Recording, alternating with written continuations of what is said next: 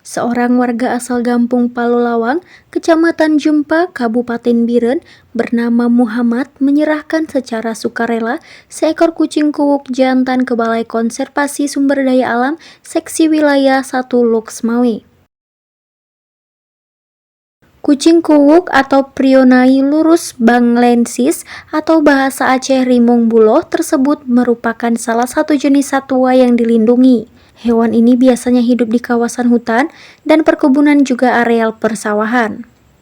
Kucing tersebut sudah dipelihara selama 2 bulan.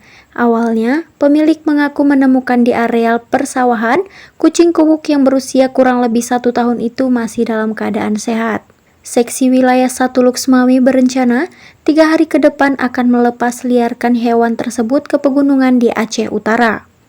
Menurut pengakuan petugas, kondisinya masih sehat dan agresif, dan sifatnya liar masih kelihatan. Kucing kuwuk ya, termasuk satwa yang dilindungi. Ini usia paling tidak 1 tahun. Nah, direncanakan kucing ini dibawa kemana? Direncanakan kami akan merilisnya kembali ke hutan, ya tempat habitatnya lah.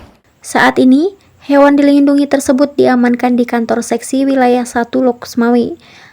Dari Luxmawe, Sarina melaporkan untuk AJNN.